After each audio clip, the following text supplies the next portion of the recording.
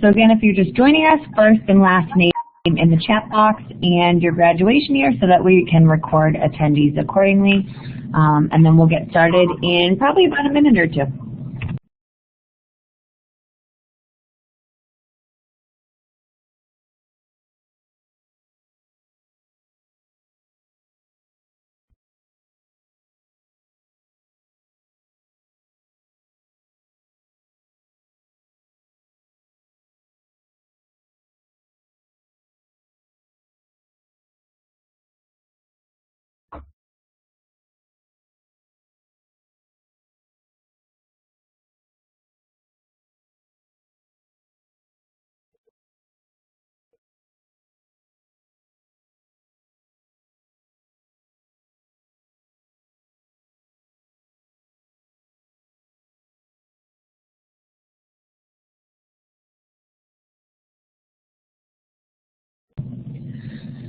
All right, so we want to make sure that we're cognizant of everyone's schedules and time, so we're going to go ahead and get things started. I want to introduce myself. My name is Molly Herman. I'm Senior Associate Director of Alumni Engagement here at Northeastern University. I want to first thank you all for coming, taking the time out of your day to join us, and then I want to also introduce Dr. Jean Erickson Walker with a little bit of background on her. Dr. Walker is an executive coach. She works with executives and senior managers both inside organizations as well as those in career transition across a broad range of industries. She is the author of The Age Advantage, which has been described by Publishers Weekly as blunt, compassionate, and effective. Jean has also been a longtime contributor to ExecuNet and leads the Portland, Oregon, as well as Vancouver, Washington networking groups. We're absolutely delighted to have her join the Northeastern community today so that she may share her insights and strategies for making the most of midlife career transitions. So with that, I want to go ahead and pass things off to Jean. If anybody has any questions throughout the webinar, feel free to utilize the chat box in the bottom left, and I will do my best to manage any of your inquiries. Thank you. Thank you. Thank you, Molly, and good morning to everyone, or afternoon, wherever you might be. I'm just delighted to be with you, and it's kind of interesting to have a little bit of insight as to who our participants are this morning. Your average age is 51. They are from all over, but predominantly at this point from what we have in the survey from the East Coast. I'm here in Portland, Oregon. So we cover the whole geography of the United States and probably elsewhere. We can assume that you all come from a variety of industries and backgrounds, interests. From the survey this morning, we discovered that almost 50% of you are currently employed. That, I assume, means that you are either kind of looking around to see what might be out there, or wondering how to go about promotions or other opportunities within your organization. So about 50% people looking. A number of you have been in the job search for more than 6 months, and a number of you have had more than 2 job changes in the last 6 years, the last 5 years. So it's kind of an interesting background. Let me tell you, first of all, that your age can be your biggest advantage in a job search. Age discrimination is alive and well. It's insidious, it's rarely overt, it's illegal, but it's lurking in the shadows, covered up with cliches like overqualified. For you, it's all about attitude. It's up to you to take control of your career. And if you believe your age is an advantage, it probably is. If you think it's a disadvantage, it definitely is. So as you take control of your career, you have to be in charge. You have to be proactive. You know, Jack Welch had 6 rules, and one was control your destiny or someone else will. One of the challenges in a midlife career transition is so many of you have never had to look for a position. You've been recruited, you've done well, you've been successful, so you've been recruited, you've kind of moved on at various times without a tremendous amount of effort on your own part. The marketplace is very different now, and you are going to have to be proactive.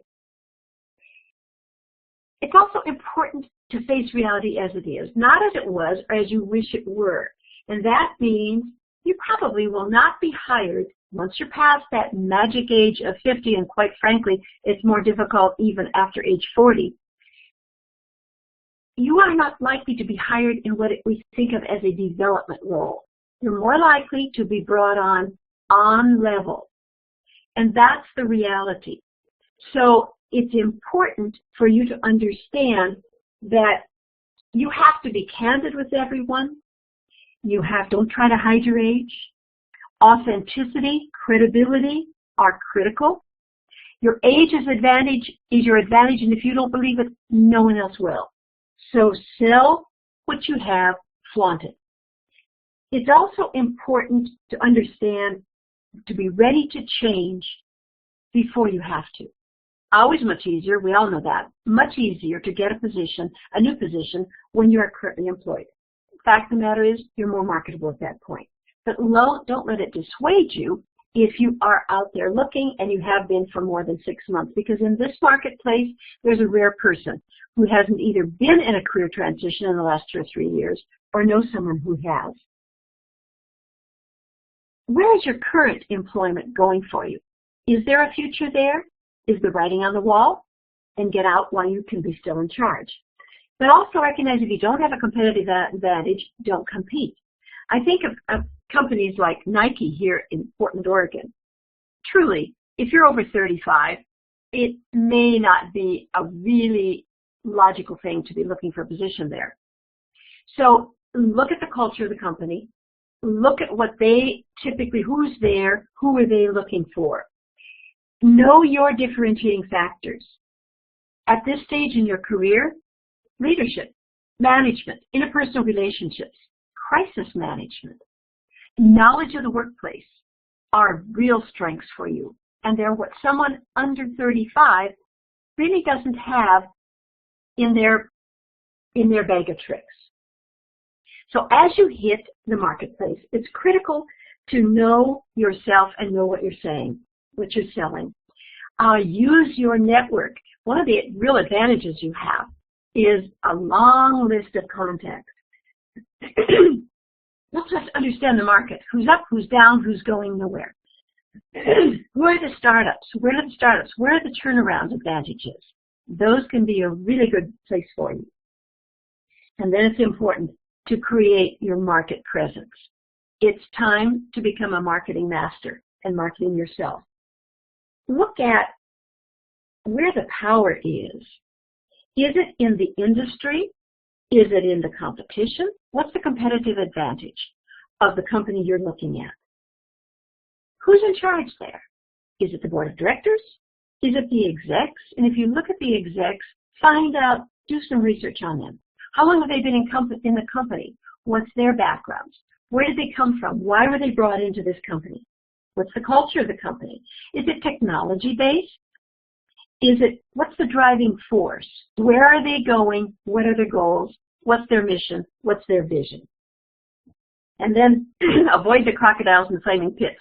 I always caution people, it would not be unusual for you to be recruited into a family-owned business. One of those situations where mom and pop are ready to retire and son and daughter are not terribly interested. So what are the crocodiles and flaming pits here? Basically that mom and pop probably aren't really willing to give up the power. They're probably not really willing to adapt to change. So look at the situation. perhaps the most important thing that you bring to the table is your success stories. What are your success stories? Where are you now, and how have you gotten there? What does your age and experience provide that is unique? It's not just about the statistics. It's about the interrelationships. It's about how you get things done, how you interact with people. That all comes back to knowing yourself, to serious self-assessment.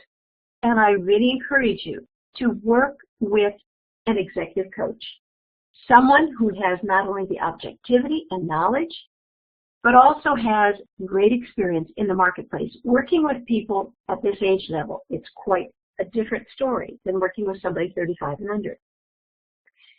Bottom line, be authentic. Don't try to be someone else second rate. All things to all people. One of the masses. Don't try to compete with 35-year-olds on their turf. Establish yourself and play on your playing field. One of the characteristics of people in a job search who have not been in a job search for a while is looking at job openings on the internet and sitting down in front of your computer and starting to apply. That means you and hundreds of others are doing the same thing.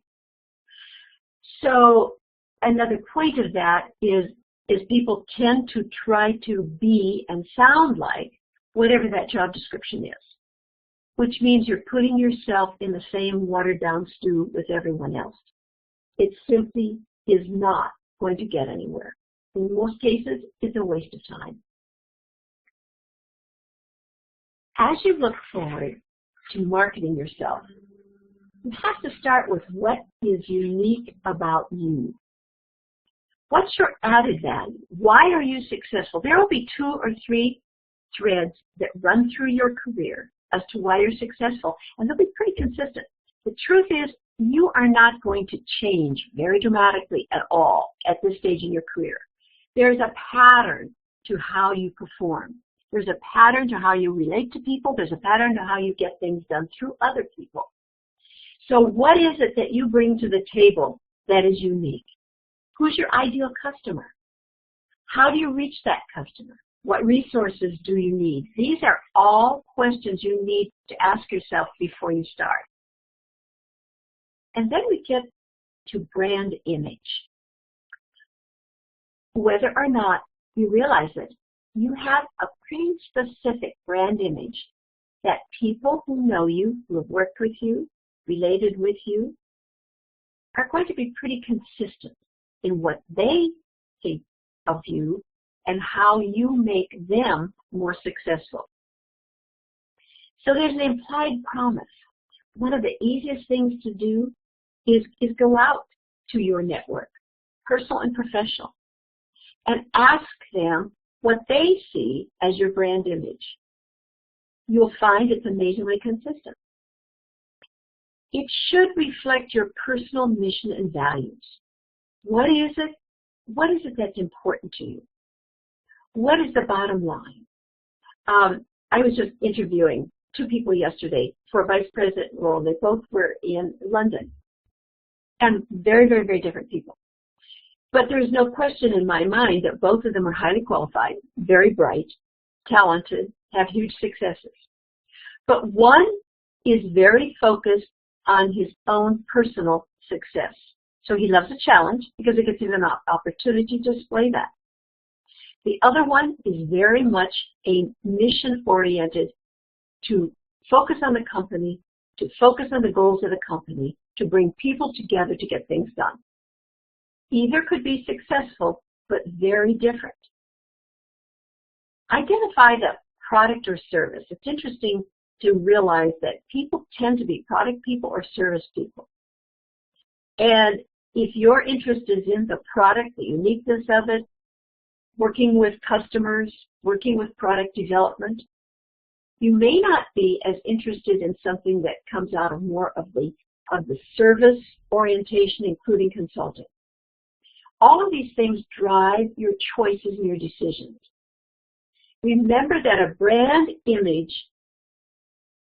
the purpose of it is to reflect you in how you impact the other person. It should elicit a positive emotion from them. They should feel better, stronger, more competent, run faster because of you. So what is that emotion that you elicit in them? Why do they feel better because you are there? The best way to do this is by telling stories.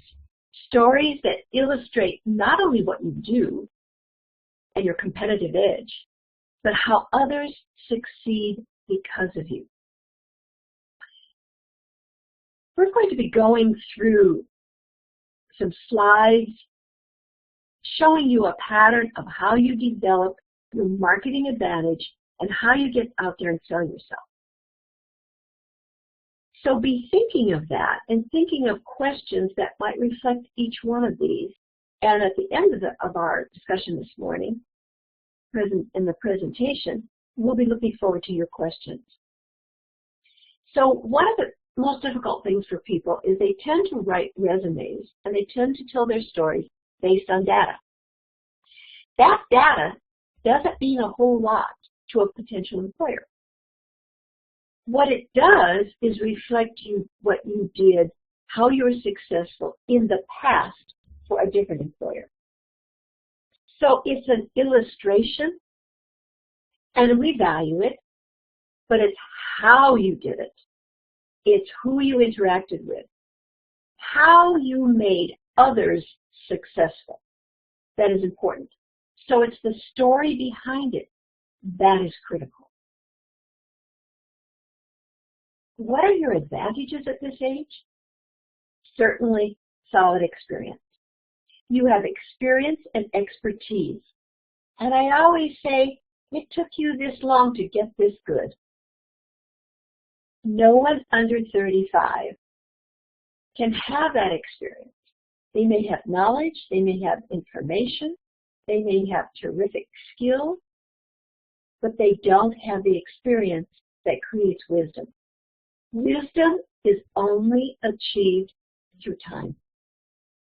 It's the interactions, it's the experiences, it's the observations, it's the people you've known, it's the things you have read, the things you have observed. So that solid experience is a huge advantage. But also marketplace savvy. One of my observations is that younger people don't have that much interest in the marketplace as a whole. We are now very much, although we've always been part of the global marketplace, it hasn't been a huge factor with people.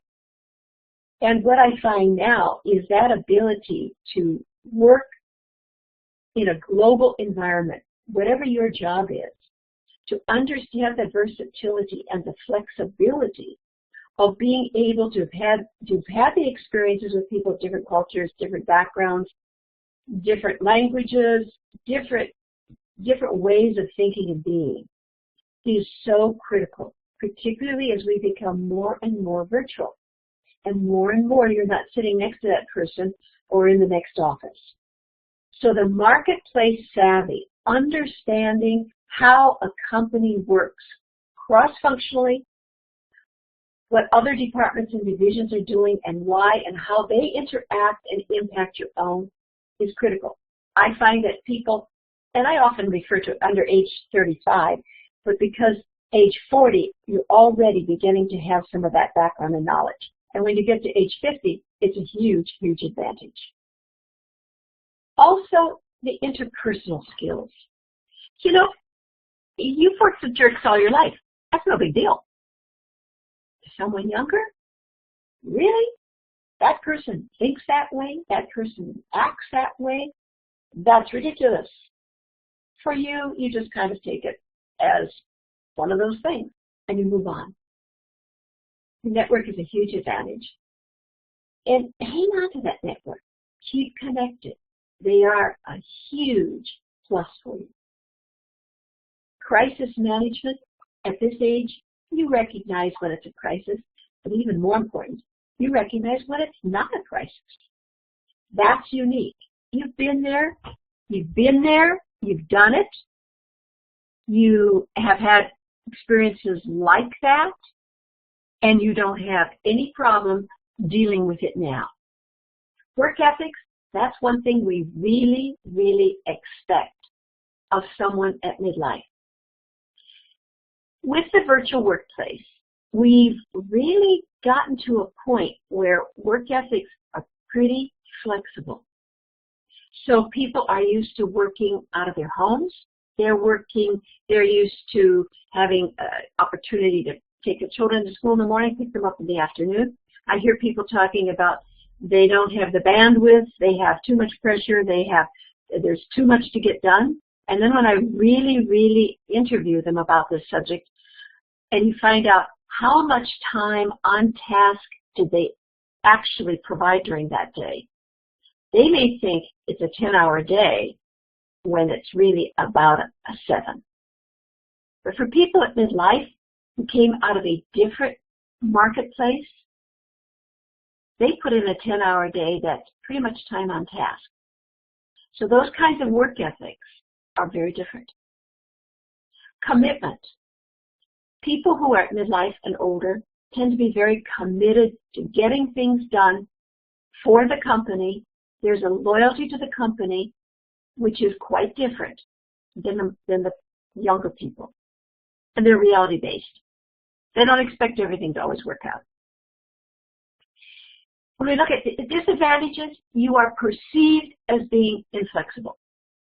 Sometimes you really are inflexible. One of the reasons is because you've been there, done that, and it didn't work. But you have to be able to explain that. You have to be able to communicate that it's not a reluctance to change or do something in a different way. It's experience telling you that, probability is that's not going to work. I have a client who is 37 at this point, and she's a consulting situation, and she's often teamed with a person who's in their early 60s. All right, she is much, much more up to date on the technology, very quick, very bright, has several degrees. The older person has the experience. And as the younger person says, she keeps me out of trouble.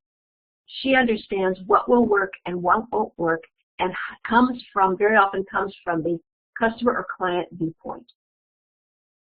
You're also perceived to have ingrained prejudices and biases. Have you checked yours? Are there things you say, perceptions that you have, that are simply not valid or are not going to be, let's admit it, not politically correct in this marketplace? Do a personal inventory. Corporate mentality can be difficult, particularly if you come out of a large company and if you have been with that company for a long time. One of the biggest handicaps in the marketplace for people at midlife right now is someone who's been with the same company over 10 years, and certainly over 15 or over 20. It is assumed that you are going to be expecting a large support system, a lot of people to do the actual work. And as a result, you're going to expect that you have bigger budgets and you have more opportunity to make the decisions than may be true in a new company. Also, a sense of that's the way it's done. One of the challenges I have with my clients who've been with a company more than 10, 15 years is the assumption that that's how all companies function. And it isn't. It's how that company functions. Outdated technology skills, this happens. Even if you are, a great techie yourself and you keep up with it and so forth, the point is you are probably at a level where you are either managing, supervising, or overseeing. And as a result, as quick as technology is changing, you'll probably have people working under you who are more current. Too high a salary? Generally, this can be very typical you can have a salary expectation that is up to 40% higher than someone who is under age 40. So very often the selection is based strictly on that one cost factor. Another, if you are, now most of the people today are the average age is 51, but as you reach equating closer to the late 50s and even early 60s, there may be a perception that you are waiting to retire and that you're just putting in time. Now that's always an interesting concept because the average length of job in the United States is 3.6 years. But for someone in management and leadership, it's 2.8. And for people in finance, interestingly enough, it's 2.7. So if you are 59 years old and they're concerned that you're waiting to retire, the actual fact is most people will be moving in and out of those positions in much less time. Ego, you know, that's going to be the focus of my next book, is ego. I believe that ego is often confused with pride, and those words are not interchangeable. Pride is you're proud of what you have done, you've done well, you're proud of it. Ego is what gets in your way. Ego keeps you from moving forward. So how do you go about then presenting yourself to the marketplace? Generally, we look at resume, cover letter, and interview as being your strongest marketing advantages. Your 10 rules to creating a powerful resume: tell your story. Remember that numbers only count to show comparisons. Don't try to hide your age at your advantage. If you have a resume that's one of the biggest myths in the marketplace that is extremely destructive, is to only show the last 10 years. If you do that, you are assumed to be 32. And you're saying then already that anything you've learned since that time is not of value. You're competing on someone else's playing field. Length isn't relevant, but quality is. You have to come alive. You have to connect. Showcase your relationships. Focus on the outcomes, not the tasks. And recognize that we like data because it validates, but it is not going to get you the new position. We need to know how you function. We need the stories that tell the story of your successes. Cover letters, there's the basic point that a resume is a historical document. It's about you and your professional past. It's not about the future. It's not about a specific job in a specific company in a specific industry at a specific time. It's about your past. It's your history. It's your professional story. Now, cover letter, however, is the connector between your past and that company's future. It should be conversational, a discussion. It needs to target their specific requirements, but recognize that in most cases, they really don't know what they really want or need because they don't know you. They don't know the great wealth of experience and expertise that you bring. So you also have to recognize it as an educational document. Make it interesting. I always say that the only people who should have boring resumes are the people who have boring lives. So your cover letter is your opportunity to make it interesting, make it engaging. When you get then to the interview, everything that you wanted to say about your career should be in written form because the majority of people learn best visually rather than orally. In an interview, recognize that no matter how brilliant you are, they aren't going to remember it. What they're going to remember is a general impression and 1 to 3 major points. So when you're gone from that interview, you want them to have the resume and the cover letter to refer to. As you move forward into this interview, your story, 30 seconds. You should be able to present yourself in 30 seconds. Focusing on them, recognize that they are there. A lot of it is going to be the first impression you make. How you shake hands, how you connect, your eye contact, who you are as a human being is subconsciously being evaluated the minute you walk in the room. And that's what they are going to remember most of all. There are a lot of questions. I refer to them as questions that are designed to destroy you. And there are all kinds of them that you have to be better able to define and explain on the tip of your tongue. Practice them in advance. Some of the ones that I think are toughest are ones like, how do you describe your management style? How do you describe your leadership style? How are they different and why? Of course, everyone hates the tell me about yourself. Tell me about yourself is not about every one of your jobs and why you did well at them. That's in your resume and your cover letter. But there will be some tricky ones. Right now, in the last couple of years, and particularly it's more and more, we're finding questions are designed for the interviewer to learn about you as a human being, your values, how you relate to people. One of the questions we're hearing a lot is, looking back, what would you do differently in your life? Another one that's designed to hit you, why aren't you earning more money at this stage of your career?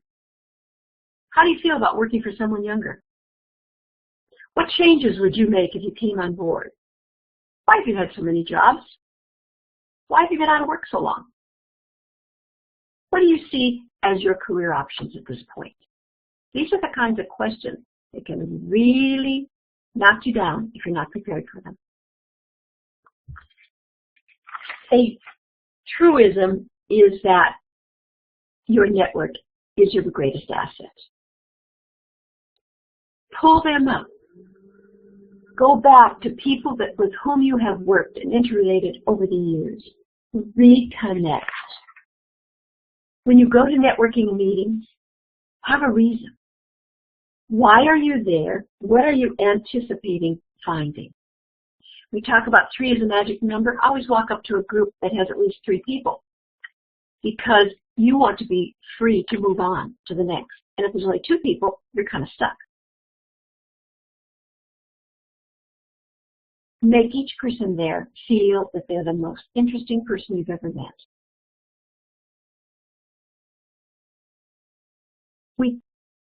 As you move forward and you look at your marketing plan, what is it? What is it that is the strategic view? Stop looking for specific jobs at this moment and start looking for positions that move you forward, where you learn something new, where you're in an environment that will gain an experience for you that will enhance your future. It's all about moving on. Update your social media profiles. LinkedIn is critical. People have varying ideas about LinkedIn, but let me tell you, it is used all the time by recruiters and companies. Don't worry about whether your LinkedIn profile has the same things on it that your resume and your cover letter. That's the point. You want it to be all of a package. Be really, really cautious about Facebook. In fact, I encourage people to not use Facebook. Anything you put on Facebook is going to come back to haunt you. Be sure it's something that, as my mother would have said, don't put anything in writing that you don't want the whole world to hear, because they will. Identify your advocates. These are people who not only know you well, but there are people who know your stories and can tell them probably even better than you can. And they are people who, for whatever reason, want to sell you. They believe in you. And they recognize that if they connect you with someone else, they have won 2 friends. Very often your strongest advocates are not family and friends, because they are too connected to you. They want to make you happy, but they are not necessarily going to understand you in the marketplace. Look for work that needs doing. Don't be too concerned about titles. Don't be concerned about roles. At this stage in your career, you may well find that contract work, consulting, project work, coming in to solve a problem or create an opportunity and then move on can be by far your biggest opportunities. It's all about setting goals. It's all about knowing exactly what you are after, understanding yourself, what you bring to the marketplace, with the proof of the pudding that goes in your resume and your cover letter and your stories. And it's all about recognizing where your age will be an advantage and where you can differentiate yourself in the marketplace so that when you go out to meet with someone, they are already anticipating that you are the one they're looking for. After age 50 is a time to recognize that to review and regroup, to dream new dreams, to seek opportunities, and believe that your age and your experience are by far your greatest advantages. I would love to hear questions from you. Molly, do we have questions? Jean, we do have 2 questions, so I'll go ahead with the first. It came from Kim. She had a question early on. I think it was around salary. Said that most younger people start out at higher salaries, so it would seem that with natural salary increases, when it's based on a percentage, they rise a little bit higher. So she just wanted to know why you thought that was, kind of how you can combat that, whether that's asking for a different salary amount when you're going for a new job. What advice do you have for Kim? Well, there's a whole lot in that, Kim. One is the fact that very often the younger person has more technology credentials, more degrees, etc., and they will be anticipating a higher salary. However, as they start in, but the other thing is that depending on the company and what their culture is and how they reward or don't reward the experience level. So it all is very different. I think it's important to recognize that you are not going to typically get, as we used to 10 years ago, people would say that they were looking for a 20% increase. At this stage of your life, if you are, say, 50, you're already getting a higher salary than people coming in. And remember that you have to be able to sell why your age and experience is worth it. And that's based on what it will do for the company, what it does for other people. So it's not a matter of selling tasks. It's not even a matter so often of selling accomplishments. It's a matter of how you impact the whole company. And that's because of your experience in working throughout a company, your understanding of the marketplace, what you bring. And that's why, once again, it can be a better opportunity for you to come in for a particular situation than in a role, in a specific role. Great, Jean, thank you. So we do have another question, totally off topic from that one. It came from MB. She was asking, what if you're currently employed and you don't want your current employer to know you're looking for a job? I want to say this might refer to maybe LinkedIn settings when you were talking about how to market yourself when you're looking. And I just asked MB if you're still on and you want to utilize the chat box on the bottom left. If that's not right, go ahead. But Jean, if you could talk a little bit about how to position yourself maybe on LinkedIn if you're currently looking for a job but don't want your employer to know. Well, that's one of the situations that is somewhat misunderstood about LinkedIn. I would never, no matter if you're looking or not looking or whatever, or if you're you have a current position or you don't, I would never put on there that on LinkedIn that you're looking for a new position or that you're seeking, you're searching, any of that type of thing. LinkedIn is also pretty much of a historical document.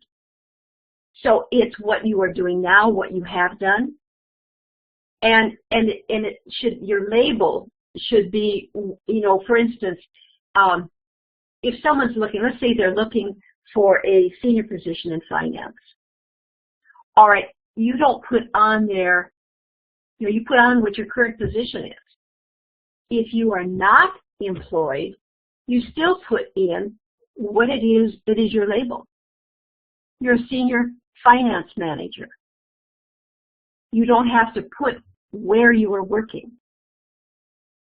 So if you're currently employed, all you have on the LinkedIn is, I mean, that is the fact of what you're doing. So there's no reason to put on there that you're looking for a new position, and I would not use it in that way no matter whether you're employed or not. I would use it simply as here's who I am. And you'll find that there's an awful lot of searching going on at this point by recruiters, both internally to companies and externally. So they'll find you that way as to what it is you're doing. Great, Jean. Thank you for that. MB did clarify she was mostly referring to networking with current coworkers or clients. If you don't want to let people around you know that you're looking, but how can you kind of utilize those connections on maybe a coy basis or to kind of put yourself out there, but not also let it fully be aware that you're looking to leave?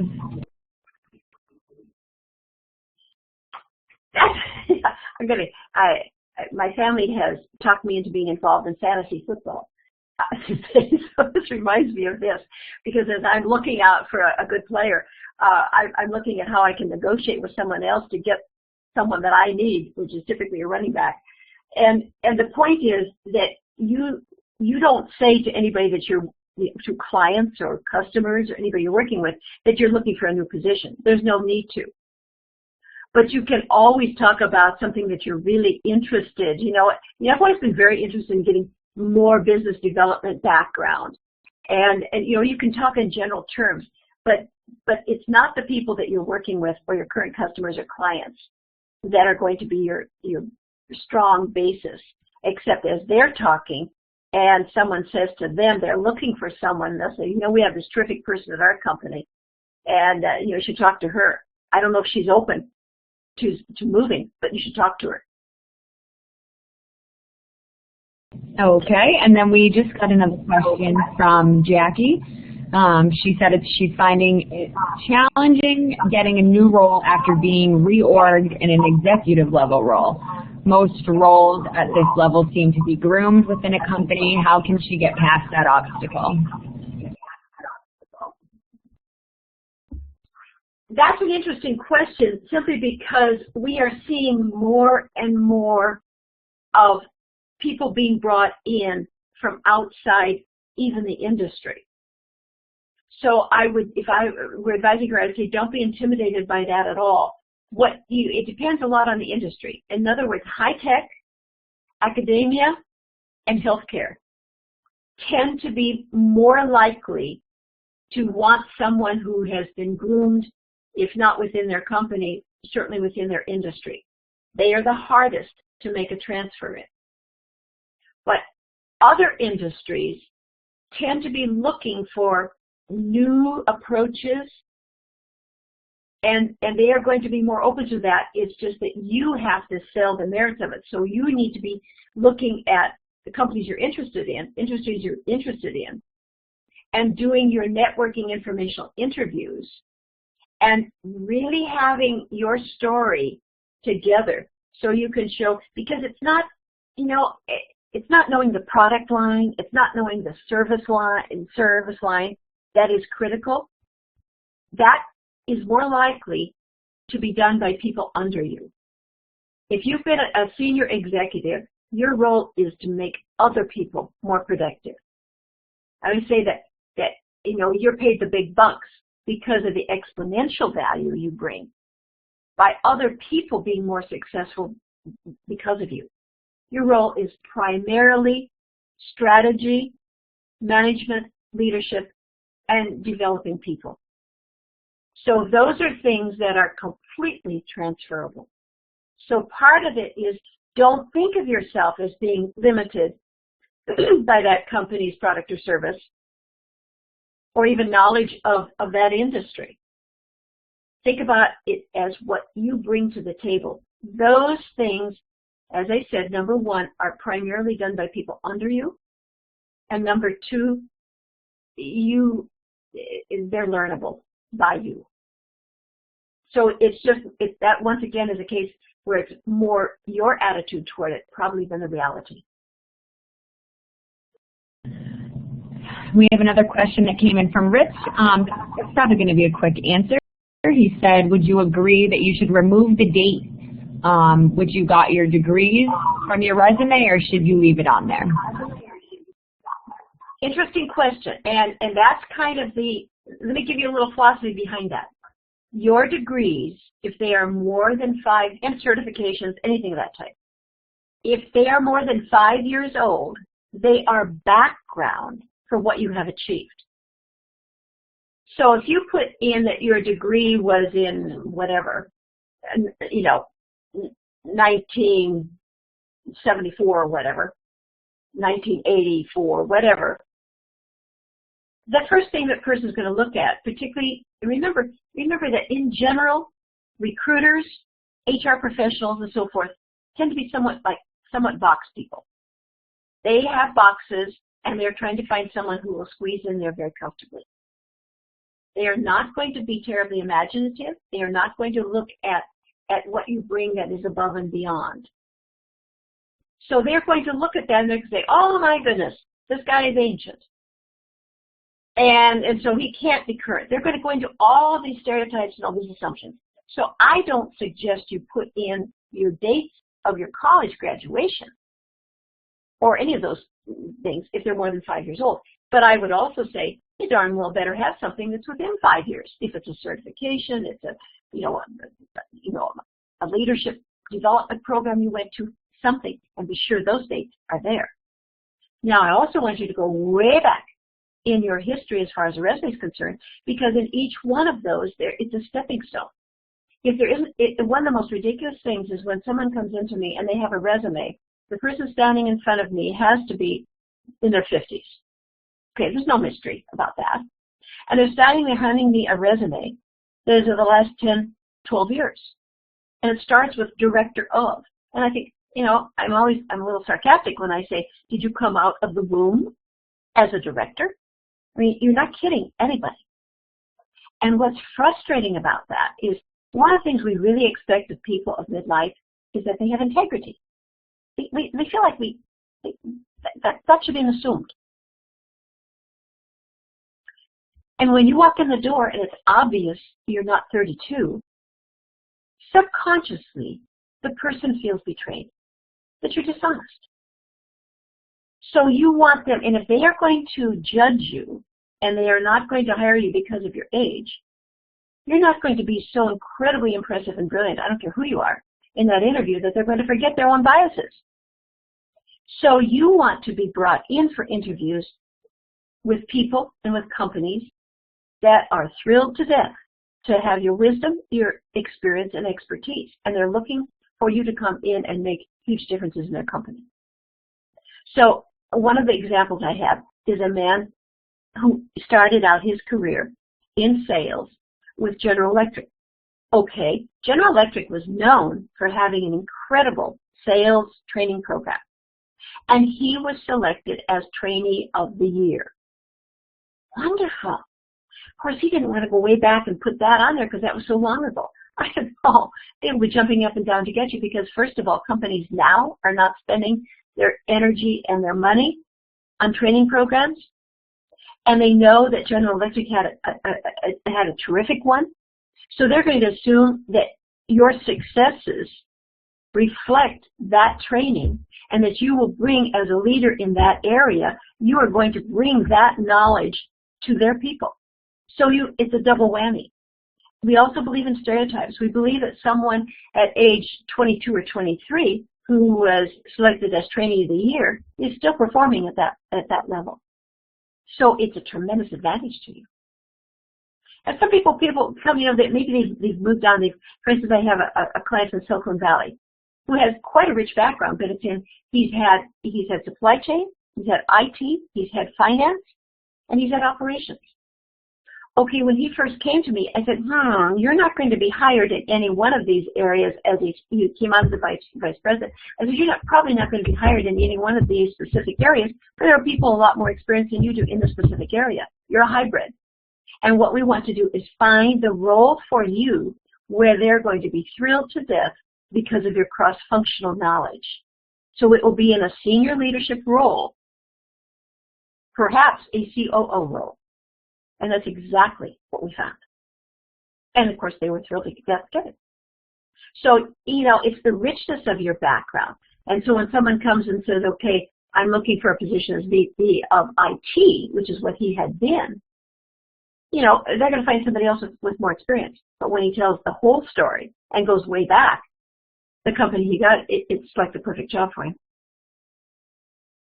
So we had another question come in. 1 out of 12 people are looking into the same position. The job market currently is very saturated. If the new employer offers you pay that is 1/3 lower than what you made before, should they accept the offer? Kind of a confusing question, but if you have any advice for them, let me know. Well, that's a question that you really need to look at the issues, because I don't know how old you are, but let's just say you're mid-50s. If you think you're going to go in at 1/3 the salary that you've had, and that you are going to work your way up in the company, probably not going to happen. Probably not. It's just you're not at your age. You're not going to be considered as a development. You're going to be coming in that role. So one of the problems is how you feel about it yourself, and are you content to be? Is there enough challenge in that position? Is there enough interest for you? Are you going to enjoy it? Is there something about it? In other words, is it 10 minutes from your home? Is there something new about it? If there's something new about that position that you are learning and growing in that's going to broaden your background and make you more marketable, great. But don't expect to get an increase at that company in the next 2 years or whatever. So if you want to see it as it'll broaden the foundation, maybe you've been in a role that you're pretty much stalemated there, and so you might want to take this in order to make you more marketable. Great. But know why you're taking it, why you're accepting that. Know that everyone, HR people think that no one, it's all confidential. Nobody knows what everybody's salary is. Well, it takes about 5 minutes to find out about anybody's salary. So if that is typical for that position, in a position you want in that company, fine. But if it is lower than should be anticipated, remember, you will be perceived as being lower in rank and confidence. So you have to. It's a big story. It's a big question. Now you have to look at industry. You have to look at nonprofit. You have to look at where it's located. Because salaries vary so much now that you can't. Even though you can find these averages online, they don't mean a whole lot. So, for instance, if you've come out of the Silicon Valley and you're coming to Dallas, salaries are lower in Dallas. So, if you want to live in Dallas and this job looks interesting, taking a 30% cut, fine.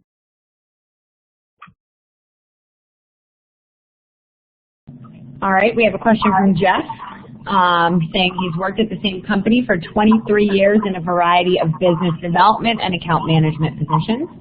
Should each position be listed on the resume, or is there a way to demonstrate all of the various positions under one main company heading? How should this be handled when formatting a resume?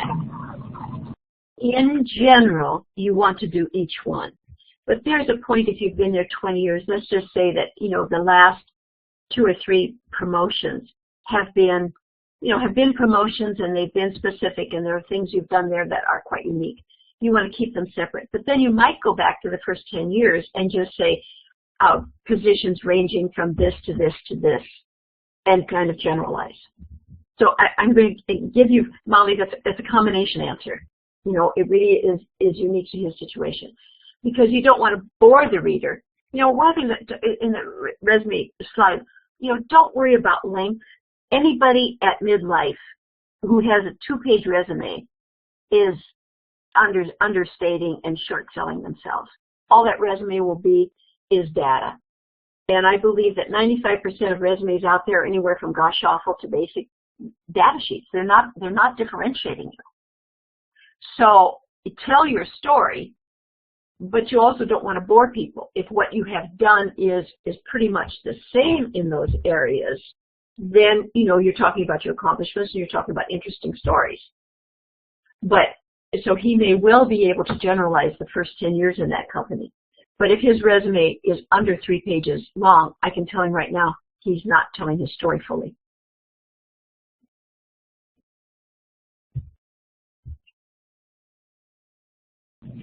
All right, we have 2 questions left.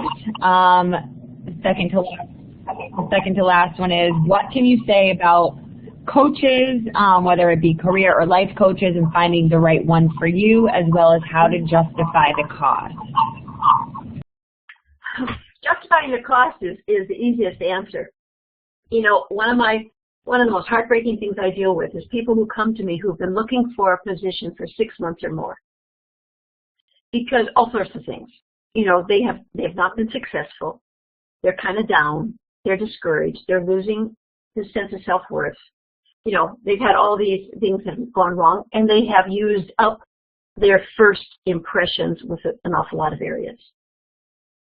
So you stop and think what you are asked to pay for those services and compare that to what 1 week, much less 1 month, much less 6 months of your proposed salary and compensation would be. This is an investment. And you would not put what you expected to be a winning basketball team out on the floor without a coach. Nor should you go out and do something that is not what you do for a living. You don't look for jobs as a living. That's not your expertise. You do not have experience in the marketplace with how to get a job and what's happening in the general marketplace. So it's a huge investment. Now, how do you find a coach? Number 1, please don't go to a life coach. That's not what careers are about. And I always think, what a presumptuous thing to say you're a life coach. Because life coach could deal with investments, it could deal with careers, it can deal with your children are difficult, your marriage, your who do I want to be when I grow up. And I would much prefer that you go to experts in each one of those areas. So if you are interested in career issues, the truth of the matter is all of us who do this end up doing a bit of everything else because you're a whole person. But find someone who has expertise at this age level and has a lot of experience in the marketplace, because that's what you need. And there is a whole big difference between coaching someone who's 35 and someone who's coaching somebody who's 50 to 65. It's a whole different approach. And for heaven's sakes, don't go to a resume coach. Because that's all part of marketing yourself. It's all part of the big picture. So find someone who has a lot of expertise. It doesn't matter whether they're long distance or local. And I have a number of clients that are international. I have clients all over the United States. And it's very, find out what people who have worked with them say. Look at their LinkedIn, look at their website, and see if it is saying something specific. Not just that I walk on water on Tuesdays. And so be sure that you're getting some specific information. All right, we had a question come in from Lorene. She said, what suggestions do you have for someone who's been out of the workforce for 10 years due to child rearing, moving around? Maybe if you have like your top 3 suggestions for someone looking to jump back into sales. Okay, and that's not unusual. And interestingly enough, it's a lot easier than it was, say, 10 years ago. So because there are enough people who are dropping out of the workforce for various reasons. So I can just tell you that it's easier than it used to be. But the point of fact is, what have you done in the last 10 years that relates to the marketplace? Maybe you have volunteered at your church or some organization. Maybe you have if you've been in the volunteer world, you have worked with other volunteers. You have worked with fundraising, in marketing, whatever you've done. So look at the way it translates, because what we would do with you is a functional resume. And I don't like functional resumes in general, but in this case it works really well because it's showing what you bring to the potential employer. So you have an enormous amount of experiences and expertise that may not have been done at a workplace where you received a check, but it is as valid. And so it's not as big a problem as you may think. All right, and then our last question comes from Jason. He said he's worked in the same investment field for about 25 years. He has 3 years in the middle of that career that were down different paths. Should those 3 years still remain on his resume in the same chronological order, or should he separate them out and put them at the end? Either is possible. It depends on how how valid they were, how unique that experience was, how it enriches his experience. In general, I would expect he would want to put it at the end as additional experience, additional professional experience. So, but because otherwise the story just gets a little confusing. But it may have been something that he did, Molly, that really enhanced the role he was in after that. So it may have integrated it. So we really don't know without that.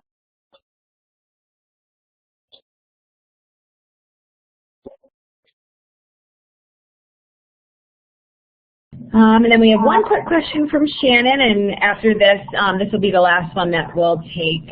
She said she would like to work part-time. How should she approach that? Maybe looking for a transitional career. What suggestions do you have for somebody to kind of evaluate if they should do that, when they should do that?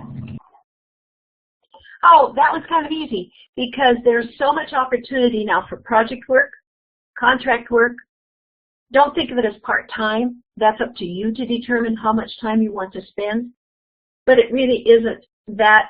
You want a full-time employment, that's one thing. But if you want part-time employment, then you start promoting yourself in these areas of projects, contracts, coming in to do something specific to take a company from here to there. That's not difficult. A lot more opportunity actually in that area.